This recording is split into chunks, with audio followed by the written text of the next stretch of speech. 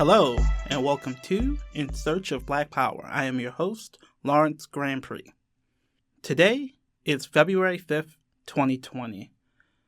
2 days ago, there was a caucus in the state of Iowa, and the Democratic Party, due to incredibly late disclosure of results, was accused of essentially stacking or even rigging the caucus against Bernie Sanders and in favor of more institutionally friendly Democratic Party candidates. This reminded us here at In Search of Black Power of the debates in 2016 with calls of vote blue no matter who in response to questions and criticism of the record of one Hillary Rodham Clinton. There was discussion of using a denial of the vote to leverage the Democratic Party into more socially just concessions around policy and platform. In fact, we here at Leaders of a Beautiful Struggle actually wrote a piece supporting the argument made by Professor Eddie Glaude and other folks around leaving the top of the presidential ticket blank in 2016 in order to send a message to the Democratic Party, especially if you were not in a swing state. This response was met with intense criticism, and after the election of Donald Trump, there was a bevy of think pieces blaming those criticizing Hillary Clinton with costing her the election. So we here at In Search of Black Power decided to look at a chapter from one of our two books that actually addresses this controversy and defends our position, which seems as relevant as ever now in the face of the debacle which was the 2020 Iowa caucus, around questioning the Democratic Party and using the vote as a tool of strategic leverage in order to increase the autonomy and the concessions given to the black voters. This chapter, written by Leaders of a Beautiful Struggle Director of Public Policy Dayvon Love, argues that by strategically leveraging the Democratic Party and letting them know that they cannot take our votes for granted, black voters can continue to push back against the argument that the Democratic Party is the only bulwark against conservative cuts to social services. While these cuts are no doubt serious, the chapter argues that this is essentially political hostage-taking, and the Democratic Party's defense of extremely meager social services in the status quo means that continuing to vote Democrat simply locks in the status quo as about as good as you're going to get and justifies the systemic violence and racial inequality locked into the status quo. By strategically leveraging the black vote, we can push the Democratic Party and force them into an agenda which increases resources not only in general, but specifically for independent black institutions which serve our community better than the current status quo, which does not have a focus on funding organizations or institutions controlled by people of African descent. So with that, I'd like to read to you a chapter from Worse Than Trump, the American Plantation, entitled White Supremacy and the Democratic Party.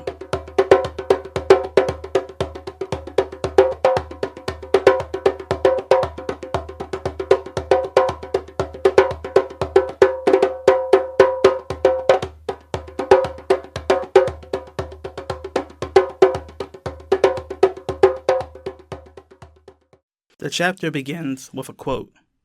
If you give anybody 80% of anything and expect something in return, you're stupid. Killer Mike, 2016. During the 2016 campaign for president, there were a lot of black radicals, including myself, who made the argument that we should not vote or give our uncritical support to Hillary Clinton. When Donald Trump was elected president, many black radicals were blamed for Donald Trump's victory. An article called How a Group of Black Progressives Derailed Black Progress, written by Professor Ravi Perry, essentially criticizes black radicals for not supporting Hillary Clinton. No, I'll take it brief. I'll try to be brief. We're all to blame. Particularly if you're someone who claims to have been a third-party candidate supporter. If you were, in my opinion, and this is a pejorative, I'm going to put it that way, but if you were duped by the third-party arguments based on rhetoric and wonderful rallies and all the amazing things we wanted to hear, and you never actually stopped and checked the records of the individuals telling you those things, you are gullible. You fell for it. You might have believed in what was being said, as me and several of my friends and colleagues did. But some of us had the fortitude to actually step back from what we hear and what we see and actually check the record for ourselves. And a lot of us did not do that, and so we fell for Jill Stein and Gary Johnson and Bernie Sanders in ways that we really should not have. And in politics, we have to be a little bit more judicious, to go a little bit further, to ensure that we are doing, and I'll shut up here, that we are voting the interests of the groups that we care about, not our individual ideological preferences. That's hard, that's uncomfortable sometimes, but if you claim to care about black people, you claim to care about queer people, you claim to care about poor people, you claim to care about the other, broadly speaking, then you should be voting those decisions that's going to best help those groups now. Not 30 years down the line, not 50 years down the line, not in some unknown future where third parties might run the world. Now, because what we have when we don't do that is the result of what we got now running the White House. All the things that we benefit from today as marginalized people occurred because we did have a majority or supermajority of Democrats in power in Congress for 30, 40 plus years. That's how all this stuff got done. So when people are anti the Democratic Party, to me, it's baffling to me, particularly when they're leftists or liberals, when you're anti the one party that's actually been able to get something done for you, albeit slow, albeit not enough, and then turn around in 2016 and basically say, screw that party, to me is it shows really a lack of misunderstanding. While Perry does not blame black people for the defeat of Hillary Clinton, he describes the refusal to support Hillary Clinton as an exercise in what he calls, quote, post-civil rights era activist privilege. He describes this as black radicals choosing and pursuing individual ideals at the expense of doing collective harm to black people. His analysis promotes the idea supporting Hillary Clinton and the Democratic Party is a mature, pragmatic approach to addressing the concerns facing black people. People who reject this analysis are often characterized as being consumed more in the revolutionary fantasies and less interested in the material day-to-day conditions affecting black people. This could not be further from the truth.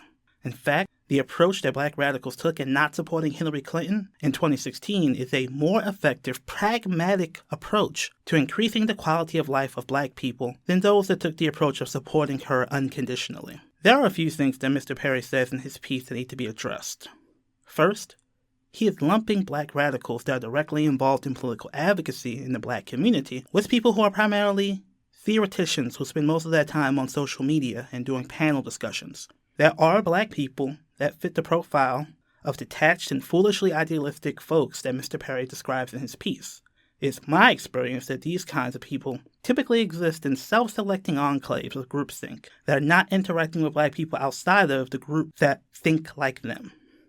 There are many black people who do not fit Mr. Perry's categorization, who encourage black voters not to vote for Hillary Clinton, who work directly with the black masses. Killer Mike, a hip-hop artist and community activist, made the most direct argument in support of this approach when he described, in a video shared by TMZ, the importance of holding the Democratic Party accountable.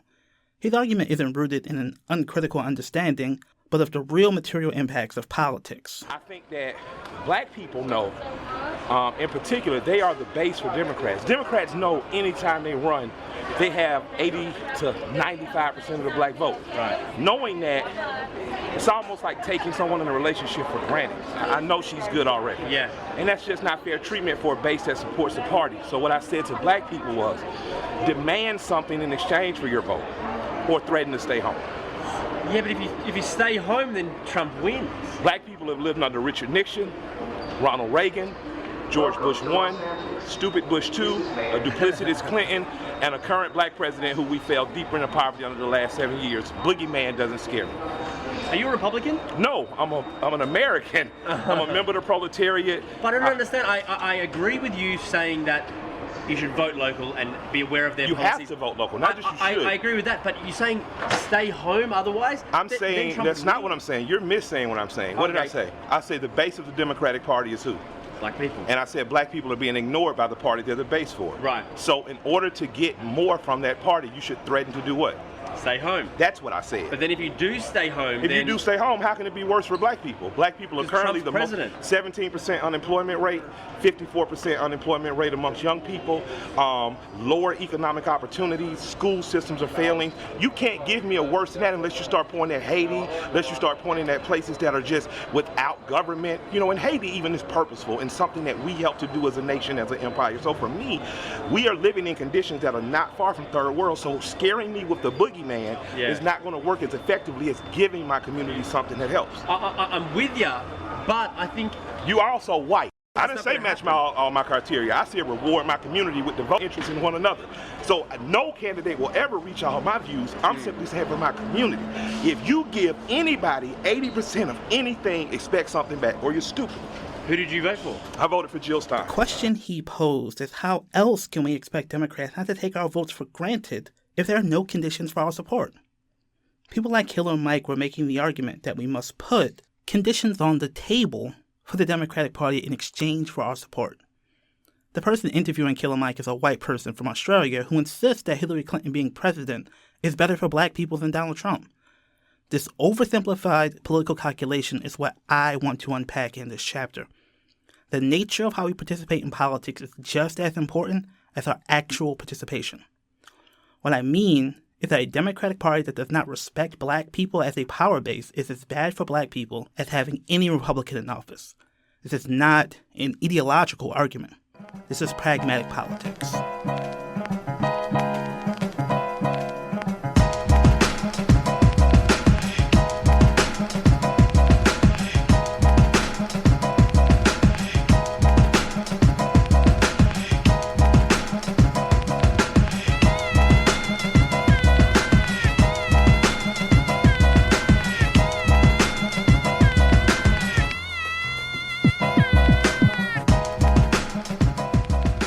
Conversation between two professors, Eddie Glaude and Michael Eric Dyson, during the 2016 election for president on Democracy Now! Is demonstrative of this point.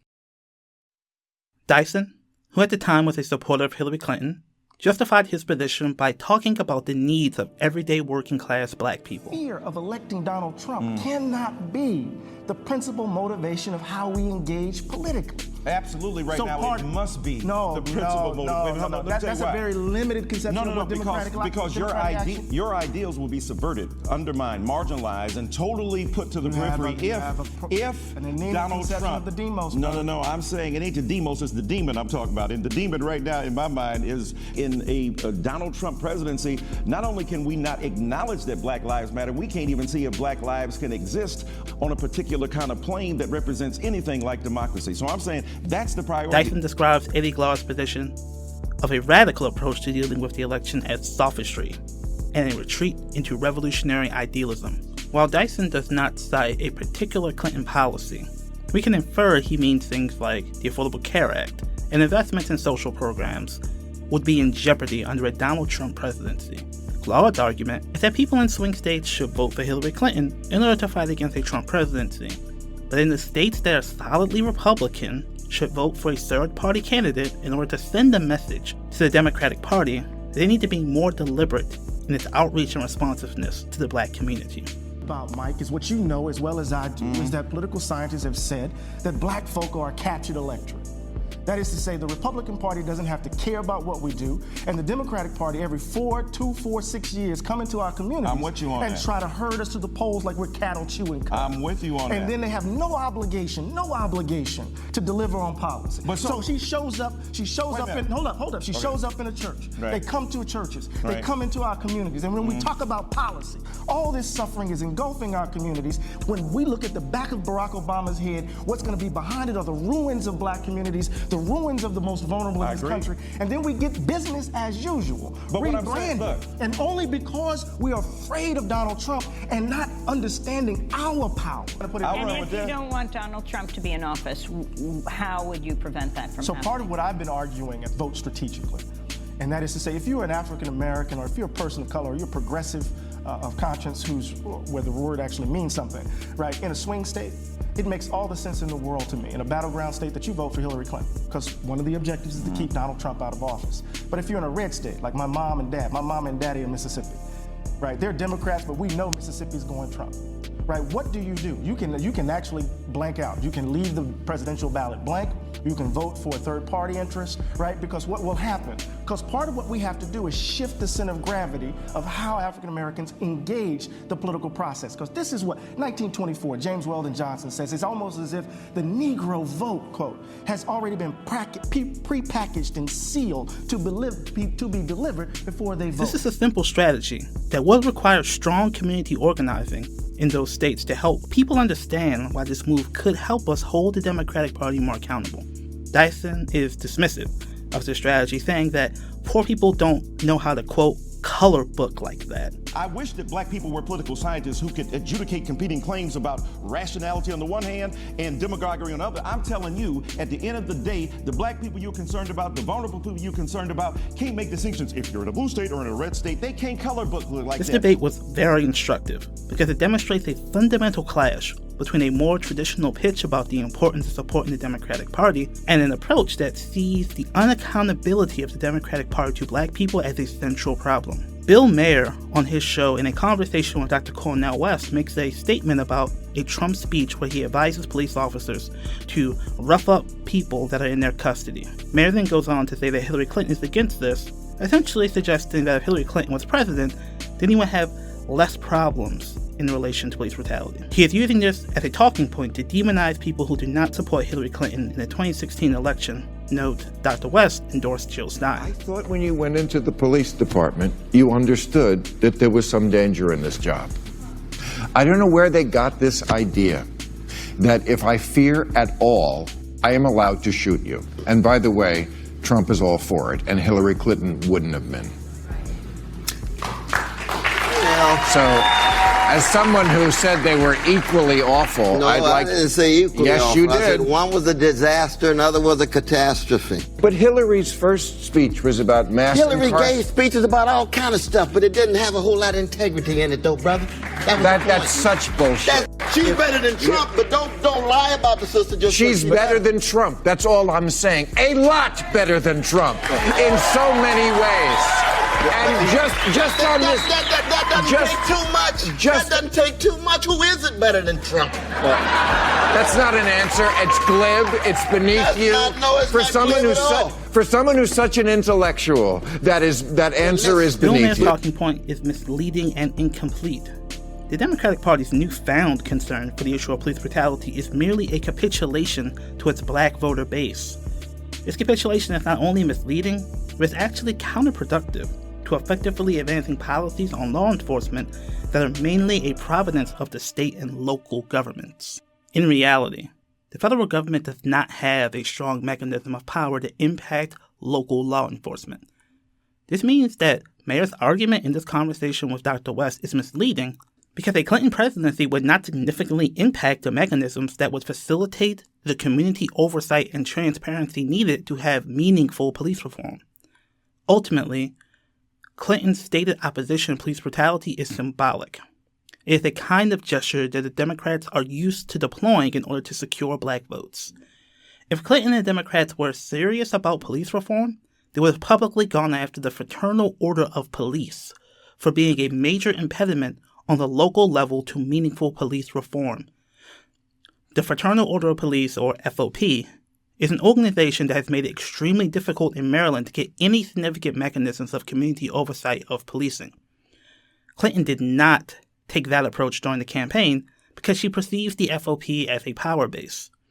She sees them as having actual power, and even though she did not seek their formal endorsement, she and the Democrats were clear that taking them on as an institution would be a fight against an organized power base. A Clinton presidency would have only been good to black people as a community if she perceived black people as a power base, instead of a group that just needs symbolic gestures. Symbolic gestures can be counterproductive to advancing good policy. As any person who has done legislative advocacy knows, I've done it for 7 years. One of the things that advocates know is that if major legislative effort is successful, but does not address the entirety of a problem, legislative bodies are likely to say that they have exhausted their political capital to make any significant moves on this particular issue for several years. If a Clinton administration would have passed a federal law around body cameras, police training and data collection, when people like me would go to our local legislature and push for civilian oversight, which is the most important aspect of police reform, legislators would say, quote, "The feds already addressed that. I don't have the political capital to move anything on that issue." What's fascinating to me is that the Democrats would go after organizations like the National Rifle Association when white children are victims of violence. Debates on gun control show that Democrats are willing to take on organizations that they perceive as being perpetrators of harmful policy.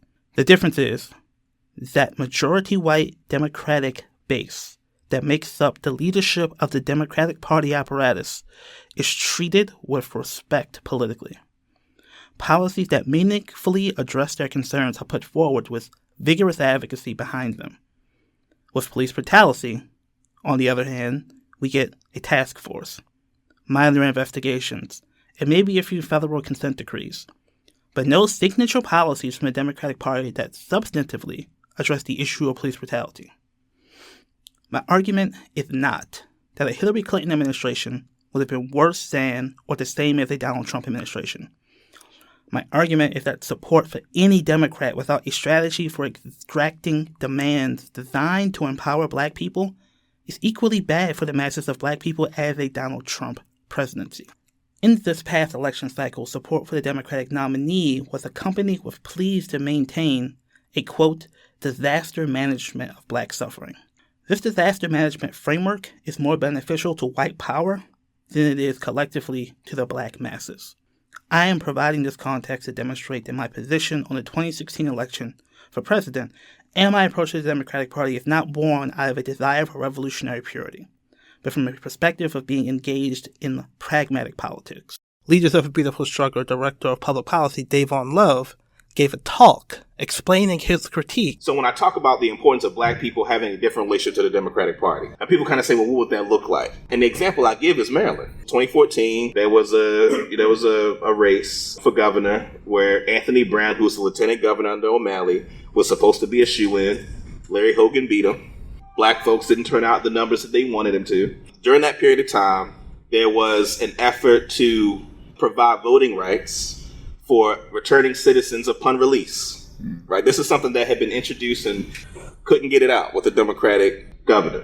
The Justice Reinvestment Act, right, which is a major effort around reducing the prison population to incur cost savings to invest in social programs.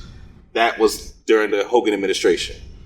Ban the box on college applications during the Hogan administration. All these things that happened during the Hogan administration when the Democrats needed to try to prove themselves to be friendly to black folks in order to give us things they otherwise wouldn't have. Even this whole thing around the Kerwin Commission, right? This advocacy around education funding. There was a time during Martin O'Malley's first term as governor where there were virulent fights from education advocates on his underfunding of education, right?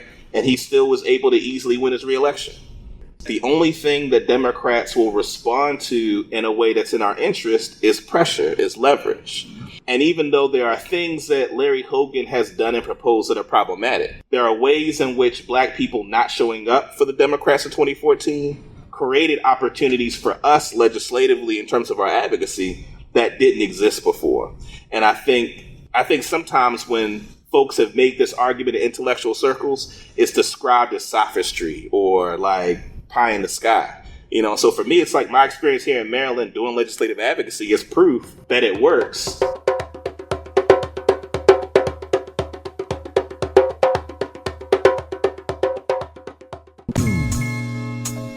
Hello, my name is Dayvon Love, Director of Public Policy of Leaders of a Beautiful Struggle. My background is in the activity of collegiate policy debate. It's the most rigorous form of academic debate that exists today.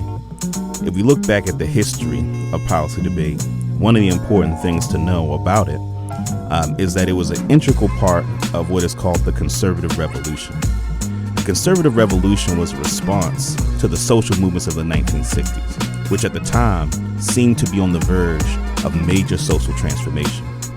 Conservatives responded by developing a variety of civic and grassroots organizations to start to build political power to respond to the gains of the 1960s. What we decided to do as leaders of a beautiful struggle was to develop a think tank that is able to do what the conservatives were able to do during the 1960s and 70s, which is respond to the conditions of the day in order to properly represent black people, the constituency from which we have been trained to advocate for as a matter of our training in policy debate. What we're hoping that you all do in listening to our podcast In Search of Black Power is understand the importance of building up a political agenda for our community. The conservatives were able to do it in the 1970s, and it culminated in the election of Ronald Reagan, which had disastrous impacts on our community.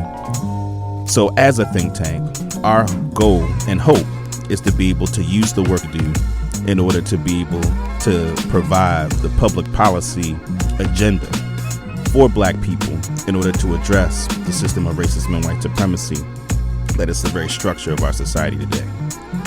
This is why I encourage you to become a community sustainer today.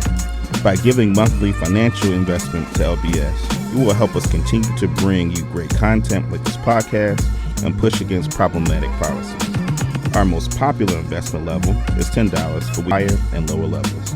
Join the movement and visit lbsbaltimore.com/sustain. Become a sustainer now.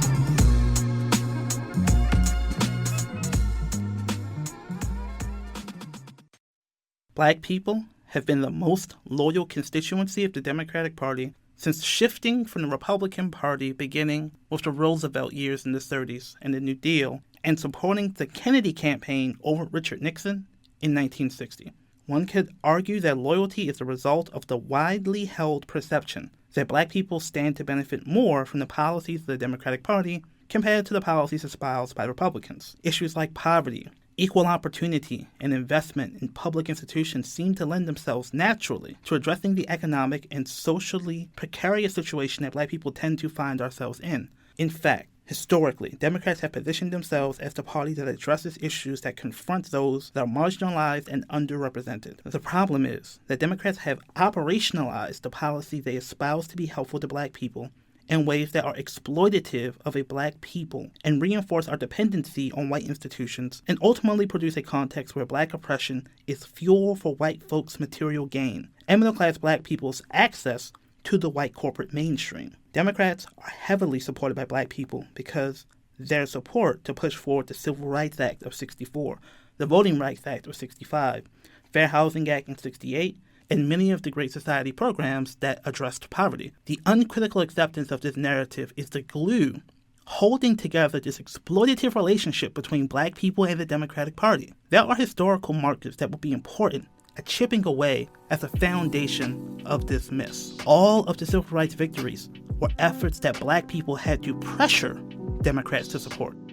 Television coverage of black people being sprayed by water hoses and bitten by dogs, the television coverage of black people doing sit-ins and being spat upon and beaten was the source of the political pressure that was put on the Democrats to act on these issues. In fact, a Gallup poll done on the week of the March on Washington found that 60% of white people saw Dr. King as being more divisive a figure than the unifying one. Dr. King famously wrote in his letter from a Birmingham jail that the biggest obstacle to pursuing civil rights was not the KKK, but rather the white moderate, who pretended to care about the lives of black people, but would plead with black people to not be disruptive and to slow down on the direct activities that black folks were engaging in. I have been gravely disappointed with the white moderate. I have almost reached the regrettable conclusion that the Negro's great stumbling block in his stride toward freedom is not the white citizens' counselor or the Ku Klux Klaner, but the white moderate, who is more devoted to order than to justice, who prefers a negative peace, which is the absence of tension, to a positive peace, which is the presence of justice, who constantly says, I agree with you in the goal you seek, but I cannot agree with your methods of direct action, who paternalistically believes he can set the timetable for another man's freedom, who lives by a mythical concept of time, and who constantly advises the Negro to wait for a more convenient season. Shallow understanding from people of goodwill is more frustrating than absolute misunderstanding from people of ill will. Lukewarm acceptance is much more bewildering than outright rejection. King's argument was that this was actually a bigger problem than the conservatives and the white racists. In Dr. King's last book, Where Do We Go From Here? Chaos or Community? He actually talks about the way in which white people would express to him that they felt like they were doing too much for black people and were fatigued by all the effort and energy that black folks were asking them to put into civil rights. All of this is to say that the Democrats have not demonstrated any inherent zeal to address the problems black people face, and in fact only do so when they are forced to. Democrats have supported issues that affect black people only when they are allowed to define the terms of political discourse and political action on these issues.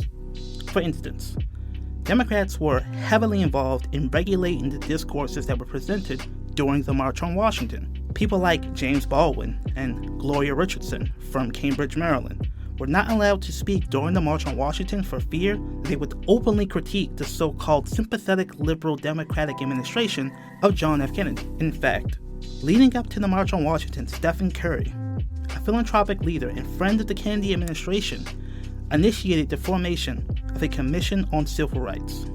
The commission was comprised of major leaders in the civil rights organizations that were prevalent at the time. Curry gave this commission money to be spent between the 6 major civil rights organizations, effectively creating a situation where now these civil rights organizations became appendages of the Democratic Party establishment. The money these organizations received created a context where these organizations were more responsive to the philanthropic sector than to the masses of black people. Democrats have supported policies that facilitate black people's entrance into the white corporate mainstream. Very rarely do we hear conversations in the national public mainstream about the policies Democrats have supported that have had negative impacts on black people. They rarely, if ever, support policies to facilitate the independence and autonomy of black people. Democrats have supported policies like affirmative action, which is a policy that is focused on black people being incorporated into the white corporate mainstream. But Democrats have never meaningfully pushed for a policy like reparations, which would actually lead to black power and autonomy. The discussion of reparations in 2020 is a more symbolic conversation, which proves the argument previously addressed. Ironically, the policies that Democrats have supported to help poor black people actually facilitate their dependence on white-led and controlled nonprofit institutions and white-controlled government agencies. Programs like food stamps and cash assistance are not investments in black people's power or independence. They are short-term investments in alleviating poor people's suffering. This is not to say that there should be no investments in the alleviation of short-term suffering in the forms of things like food stamps and cash assistance. What I'm saying is that Democrats are eager to invest in those types of anti-poverty programs, but oppose, in many cases, investing in black collective wealth acquisition. The anti-poverty framework that Democrats have historically pushed forward obscures the way in which Democrats have advocated for investments in white institutions and white people's livelihoods that were predicated on managing black suffering. The Democratic Party's policies merely amount to managing black suffering and gives them the veneer of being concerned about black people's well-being, while also maintaining the institutional arrangement that requires black people's dependence on white people and on white people's institutions, and requires our dependence on investments in white people's institutions to serve and uplift black people.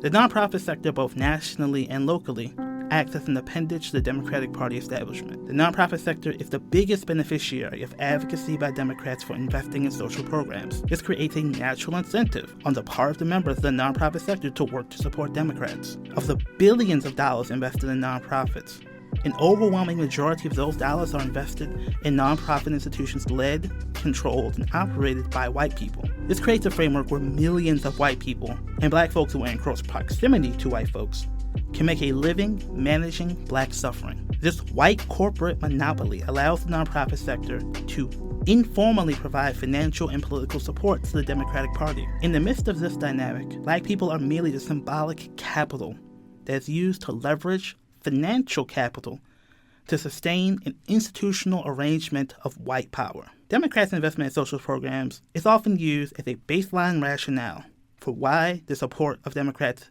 is a pragmatic approach to addressing the concerns of black people. What is deceptive is that when this rationale is deployed, the impact this would have on black people is often overstated. I want to bracket off healthcare as a separate conversation because that is different and more complicated than the other types of social programs that are traditionally advocated for. But in this instance, I want to address all the other social programs that Democrats advance and support. There are many nonprofit organizations and social programs that overestimate the impact and the amount of people they serve that tend to go unchallenged. When I talk to people who provide direct health and social services to black, many of them will describe that they are not able to provide the quality resources and services they need to effectively serve the populations that they work with. Many of these professionals are overworked and underpaid. This is what I gleaned from many social workers that are either working for a government agency like the Department of Social Services or people that work for nonprofits that directly serve the black community. For many of them, their caseloads are too big and their resources to deal with the people they work with are too small. Typically within the structures of the institutions they work for, the executives have a political relationship and relationships with the corporate sector that are able to get them handsomely compensated. Those who are working directly with the people that the organizations are seeking to serve are paid less and given less ability to control the institutions that are supposed to be providing these services. Most of these institutions are not actually effective at solving the problems they are tasked with addressing. These organizations are engaged in managing people's suffering. This is a dynamic that is often omitted from Democrats' public conversations about the social programs they claim to support. They often use exceptional individuals who are serviced by these programs that they advocate funding for as examples of their success. Those who say supporting Democrats is a pragmatic approach to helping black people often distort the extent to which these programs actually serve and impact the lives of black people. Talk to anyone that is an employee of the Department of Social Services anywhere in the United States, and I guarantee that 98% of them will tell you that their agency is failing the community they are tasked with serving, and likely failing miserably. I am confident that this sentiment is shared by direct service providers throughout the human social service sector. It is my belief, based upon what I have observed as a community organizer, that grassroots organizations, religious institutions, and other organic community-based formations actually provide higher levels of service than many of the agencies charged with supporting black people, especially if you're comparing the resources that traditional nonprofits receive versus the small amount of resources that often grassroots formations have available to them. Grassroots organizations have two major advantages over traditional corporate nonprofit organizations. First, grassroots organizations are typically closer in proximity to the communities that they serve. This means they tend to have leadership and members in decision-making positions that are more reflective of the social, economic, and cultural composition of the communities that they work in. This means they have a more direct and substantive understanding of the problems that people in the community face and are able to offer more meaningful solutions to these problems. We see this in the move that's being made by many academic institutions to use variations of community-based participatory research to understand and study our community. Traditional modes of research have often been used to develop models of service delivery to a community that have been inept. And there is a recognition that people who are part of the community should be studied, have a particular expertise on the community being observed. The second advantage is that most grassroots organizations do not have a bloated bureaucratic core like traditional nonprofits have. There are often tremendous amounts of money spent on sustaining the infrastructure that delivers service to our community in traditional nonprofits. That infrastructure is often occupied by people external to the community who often have salaries that the people they serve could not even imagine. Grassroots organizations are more likely to invest most of their resources into the communities that they serve and thus have a less bloated bureaucracy. It is on the watch of Democrats that gentrification has happened in black communities around the country. The Democrats in many states have invested in white corporate expansion at the expense of poor black people, as opposed to investments in black institutional arrangements that can facilitate black and community-based economic development. At the heart of many of the development strategies is the white supremacist impulse that there is no meaningful human and social capital in predominantly black and poor and working class communities. In many cases, the role that black people play in development plans in major cities are simply as recipients of some social service. Very few resources are invested in poor black people in these developments in their ability to develop themselves and their communities. This approach is consistent with the liberal white supremacist impulse the Democratic Party has around the racist paternalism, where they see themselves as a necessary ingredient in black people's empowerment. In the case of gentrification, this serves as a rationale for pushing black people out of their communities in order to benefit middle class and upper class white people. Before I discuss a specific strategy on how to deal with the Democratic Party, I want to first put forward a frame that I think will put the strategy into its proper context. In order to build sustainable power, black people must make short-term sacrifices. In much of the public policy discourse on the issues that face black people, there's often an emphasis on dealing with short-term immediate needs. This emphasis and rhetoric around immediate needs is often grounded in a supposed moral imperative born out of what is said to be an authentic and deep love for black people. This obscures the approach of making short-term investments in long-term, sustainable power building for black people. If we are clear that we live in a society structured on the system of white supremacy, then we should understand that we as black people live on a white corporate plantation. Using the plantation metaphor, we have to make a decision as to whether or not we want to develop a more comfortable plantation, or whether or not we are willing to take the risk in order to rebel and ultimately leave the plantation. There is a class of black people that are actually more prone to go with the approach of making a more comfortable plantation. This class of black people includes many popular black public intellectuals, and includes black people that are comfortably positioned in the philanthropic and nonprofit sector.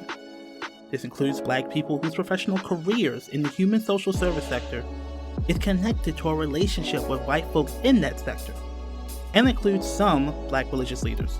It includes part of the black business community that has its access to capital and clientele because of its proximity to white folks. This class also includes very prominent folks in the civil rights establishment that have all but rendered just mere appendages of the Democratic Party. This class of people are often the most adamant supporters of the Democratic Party because their professional trajectory is relying on Democrats being in leadership. The advocacy of people like Michael Eric Dyson to support Hillary Clinton in the 2016 election in the name of addressing black people's immediate needs allows people like him to maintain his relationship to the White House and to the Democratic Party, and to have a greater potential for personal and professional prosperity, while at the same time being able to peddle rhetoric that allows him to describe himself as having the most genuine concern for black people. This dynamic is dangerous for two reasons. First, this disguises what is essentially complacency in black people being exploited by the Democratic Party as a morally righteous position that's born out of deep love for black people. This creates a scenario where people like myself are represented as people who care less about the suffering conditions black people face, and is more morally invested in my own revolutionary musings, as is done by Professor Perry with his term post-civil rights era activist privilege. The second reason this dynamic is so dangerous is that it crowds out the very important discussion of what short-term sacrifices we need to make as black people in order to develop longer-term sustainable institutional arrangements. An example of this is the 1992 Democratic Party primary for President of the U.S. Jesse Jackson, in 84 and 88, has strong showings in the Democratic Party primary.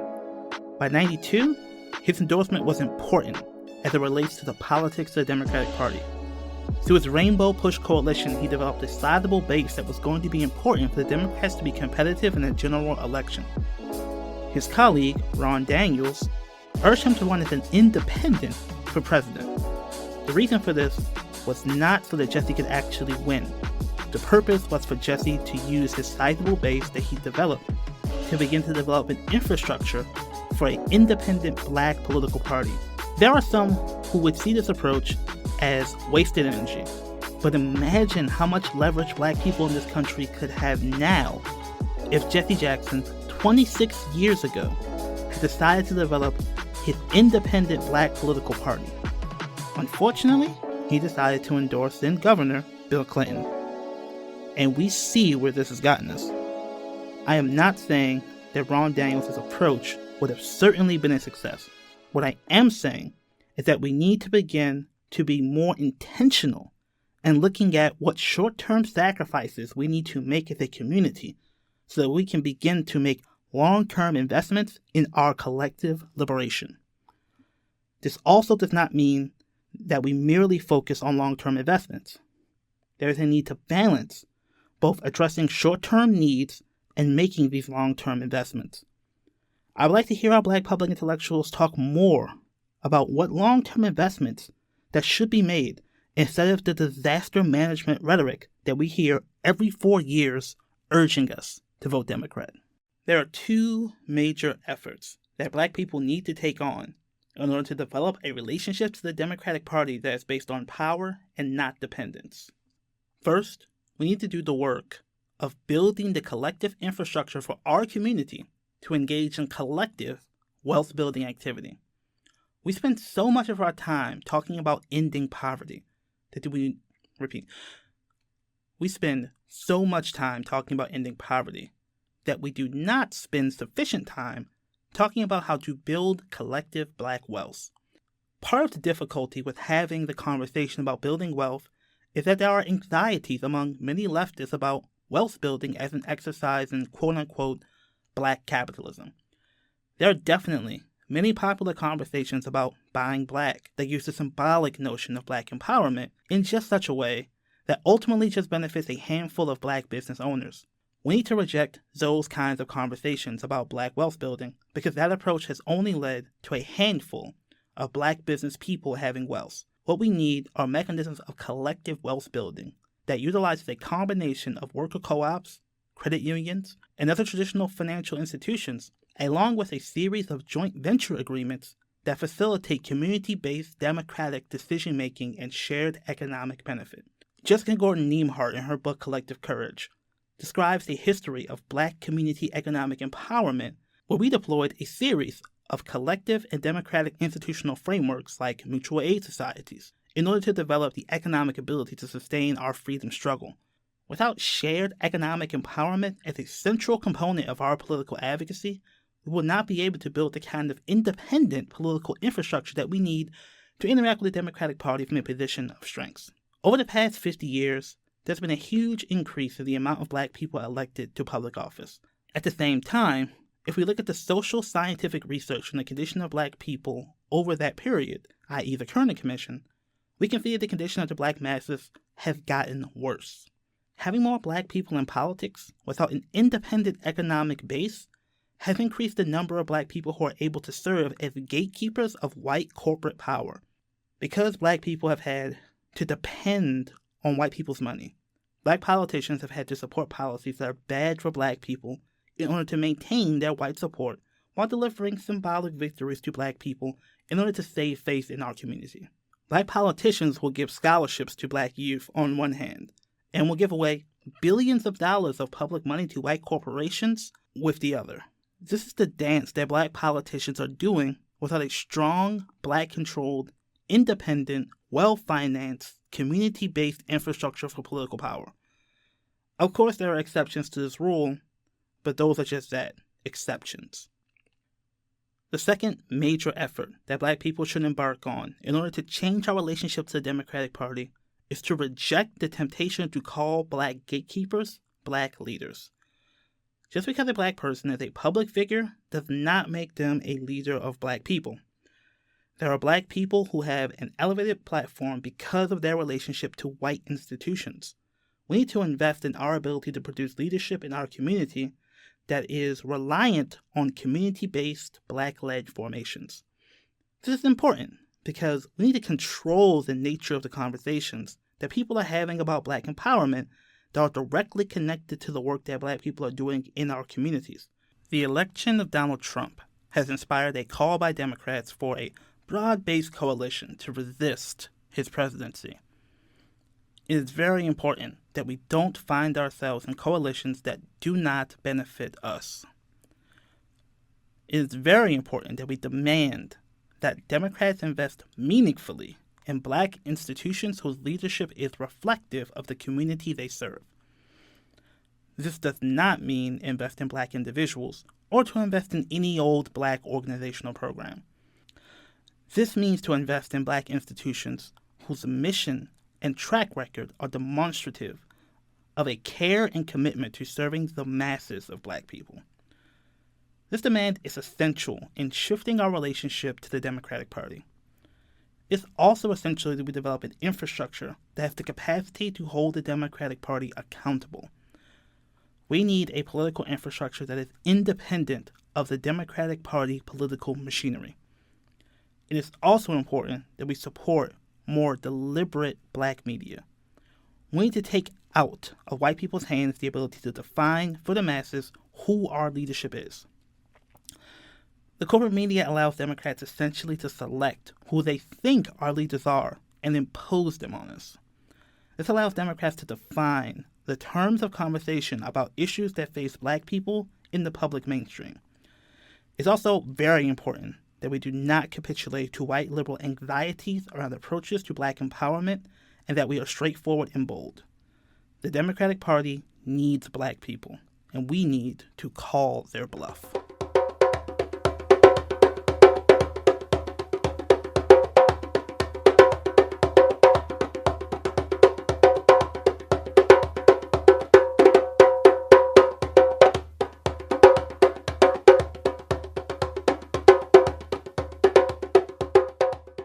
We hope that you have enjoyed this chapter from the book Worse Than Trump, The American Plantation by Dayvon Love.